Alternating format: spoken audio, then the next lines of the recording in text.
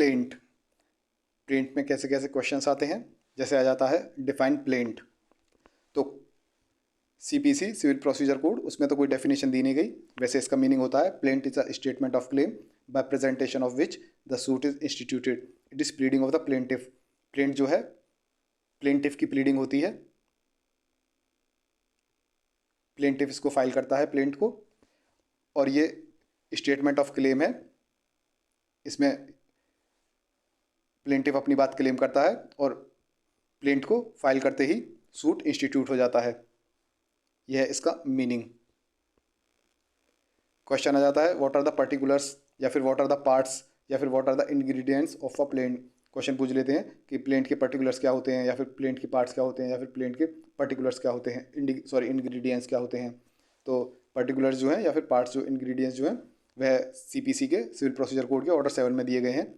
एक तो प्लेंट में क्या क्या होता है, कोर्ट का नाम होता है, प्लेंटिफ और डिफेंडेंट की सारी डिटेल्स होती हैं, जैसे उनका नाम, डिस्क्रिप्शन, प्लेस ऑफ रेजिडेंस। यदि माइनर हो, अनसाउंड माइंड का हो, तो ये बात भी उसको स्टेट करनी पड़ती है। कॉज ऑफ एक्शन किन किन फैक्ट से बना है वह होता है, और किस दिन किस डेट को अराइज हुआ है वह होता है। कोर्ट का जुरिडिक्शन है ये शो करना होता है प्लेंट में। वैल्यू क्या है सूट के सब्जेक्ट मैटर की, यह बताना होता है, जिससे कि पता लग जाए पेक्यूनरी जुरिडिक्शन है या नहीं है, और कोर्ट फीस का भी पता लगाया जा सके। क्या रिलीफ चाहिए प्लेंटिफ को, यह बताया जाता है प्लेंट के अंदर।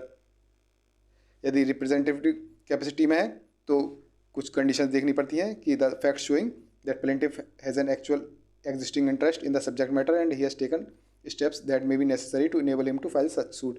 ये चीज़ें ध्यान रखनी होती हैं। यदि सेट ऑफ है तो क्या कहते हैं, कितना अमाउंट अलाउ किया है या रिलिंक्विश किया है। यदि पैसे की रिकवरी से रिलेटेड सूट फाइल किया है तो प्लेंट में प्रेसाइज अमाउंट बताना पड़ता है जो क्लेम किया है तुम्हें। और यदि इमूवेबल प्रॉपर्टी है सब्जेक्ट मैटर, तो प्रॉपर्टी की डिटेल्स बतानी पड़ती हैं, जिससे कि हम उसको आइडेंटिफाई कर सकें कौन सी प्रॉपर्टी है। इसे एक एग्जांपल समझ लेते हैं। ये रही प्लेंट। तो सबसे पहले हमने क्या देखा, कोर्ट का नाम होता है, उसके बाद प्लेंटिफ और डिफेंडेंट की डिटेल्स होती हैं, जैसे उनका नाम, उनके पिताजी का नाम, एज, रेजिडेंस। तो ये सब होता है, नाम, डिस्क्रिप्शन, रेजिडेंस, ये सभी होते हैं। तो पहले होगा कोर्ट, फिर प्लेंटिफ और डिफेंडेंट की डिटेल्स, और फिर वह सभी फैक्ट्स जिनसे कि कॉज ऑफ एक्शन बनता है वह हो गए। फिर उसके बाद कॉज ऑफ एक्शन कब अरोज हुआ, that the cause of action arose on this when the defendant refuse to transfer the said property. तो ये होता है कॉज ऑफ एक्शन। एक तो जिन फैक्ट से कॉज ऑफ एक्शन बना, और कॉज ऑफ एक्शन कब अराइज हुआ। फिर लिमिटेशन पीरियड में है या नहीं है सूट, वैल्यूएशन, सूट की वैल्यूएशन कितनी है, जिससे कि कोर्ट फीस वगैरह भी पता लगाई जा सके। फिर कोर्ट का जुरिडिक्शन शो करना पड़ता है। फिर पीरियड जो है, इसका मतलब रिलीफ, ये रिलीफ बतानी होती है इसमें। तो ये था प्लेंट के अंदर क्या क्या होता है, प्लेंट के पर्टिकुलर्स क्या क्या होते हैं। एक और बार देख लेते हैं। कोर्ट का नेम होता है, डिफेंडेंट और प्लेंटिफ की डिटेल्स होती हैं, वे फैक्ट्स जिनसे कि कॉज ऑफ एक्शन बनता है वह होता है।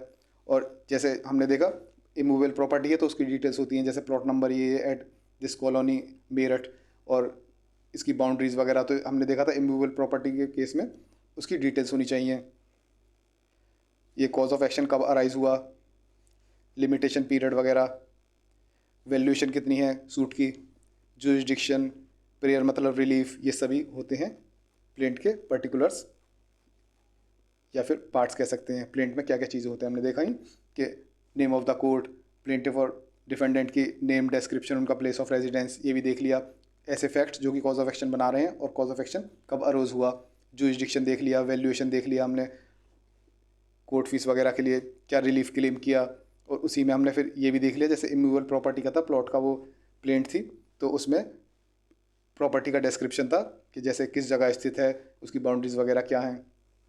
तो ये सारे रटने के हैं, आप इन्हें रट लेना, और मैंने एग्जाम्पल भी दिखा दिया, एग्जाम्पल से आप समझ भी गए होंगे। क्वेश्चन आ जाता है कभी कभी, discuss the grounds on which a plaint can be rejected by court. किन किन ग्राउंड्स पे प्लेंट रिजेक्ट कर दी जाएगी कोर्ट के द्वारा। आप प्लेंट देने गए हो कोर्ट में, वह रिजेक्ट कर देगी। कौन कौन से ग्राउंड हैं, यदि रिलीफ क्लेम्ड है वह अंडर वैल्यूड है। मान लीजिए प्लॉट था 50 लाख का, और आपने उसमें सूट की वैल्यू जो डाली है वह 10 लाख डाली है। आपको 50 लाख की वैल्यूएशन डालनी थी सूट की, केस की वैल्यूएशन। तो ऐसे केस में रिजेक्ट कर दी जाएगी आपकी प्लेंट। या फिर सफिशेंटली स्टाम्प नहीं है, प्रॉपर स्टाम्प पेपर वगैरह नहीं लगाए हैं आपने, या फिर कॉज ऑफ एक्शन ही नहीं डिस्क्लोज़ किया। जब कॉज ऑफ एक्शन ही नहीं डिस्क्लोज़ करोगे, आप कारण ही नहीं बताओगे क्यों केस कर रहे हो, तो तब रिजेक्ट कर दी जाएगी। बार्ड बाय लॉ, जैसे लिमिटेशन पीरियड से बाहर हो गया हो, मान लीजिए 3 साल में आप अपने पैसे वापस ले सकते थे, आपने केस ही नहीं किया, अब बाद में केस कर रहे हो। या फिर प्लेंट डुप्लीकेट में नहीं दी, प्लेंट जो है डुप्लीकेट में देनी होती है, नहीं तो रिजेक्ट कर दी जाती है, डुप्लीकेट भी देनी होती है आपको। Non complier plaintiff fails to present copies of the plaint for each defendant and requisite fee for summons within 7 days। मतलब कि रूल 9 में कुछ बातें बताई गई हैं, अगर वह कंप्लाई नहीं की तब भी रिजेक्ट कर दी जाएगी। जैसे सभी डिफेंडेंट को कॉपी देनी है आपको, यदि ऐसा नहीं किया तो फेल हो, आपको रिजेक्ट कर दी जाएगी प्लेंट। या फिर समन्स जो भेजने हैं उसकी फ़ीस वगैरह आपने 7 दिन में जमा नहीं की, तो तब रिजेक्ट कर दी जाएगी। तो ये सारी कंडीशन थी जब प्लेंट रिजेक्ट कर दी जाती है। समरी देख लेते हैं रिवीजन के लिए। प्लेंट क्या होता है? स्टेटमेंट ऑफ क्लेम, जिसे प्रेजेंट करके सूट इंस्टीट्यूट होता है। इसके पर्टिकुलर्स क्या होते हैं? जैसे कोर्ट का नाम वगैरह होगा, पार्टीज़ के नाम, उनकी डिस्क्रिप्शन डिटेल्स वगैरह हो गई। माइनर है तो वही बताना होता है। कॉज ऑफ एक्शन, कब किन किन फैक्ट से कॉज ऑफ एक्शन बना और कब अराइज हुआ। जुरिस्डिक्शन, कोर्ट का जुरिस्डिक्शन बताना होता है। वैल्यूएशन बतानी होती है पूरी सूट की, कितनी वैल्यू है। रिलीफ क्या है, क्या आप प्रेयर कर रहे हो, आपको क्या क्लेम चाहिए, वह बताना होता है। रिप्रेजेंटेटिव होता है तो कुछ कंडीशंस देखनी होती हैं। सेट ऑफ होता है तो कुछ मनी से रिलेटेड, रिकवरी ऑफ मनी से रिलेटेड है तो एग्जैक्ट अमाउंट बताना पड़ता है। इमूवेबल प्रॉपर्टी का सूट है तो उसमें प्लेंट में आपको प्रॉपर्टी की डिटेल्स बतानी होती हैं, उसका डिस्क्राइब करना होता है, जिससे कि आसानी से आइडेंटिफाई कर लें।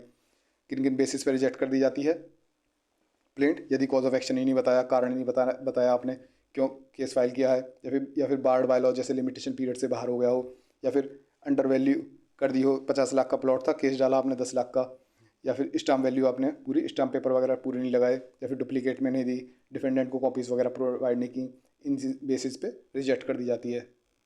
यह हो गया आपका प्लेंट। नोट्स आपको अगर रिवीजन के लिए चाहिए, इन सभी टॉपिक्स का रिवीजन करना है, तो आपको वेबसाइट www.desillb.com पर मिल जाएंगे। आप इंटरेस्टेड हो तो वहाँ से ले सकते हैं।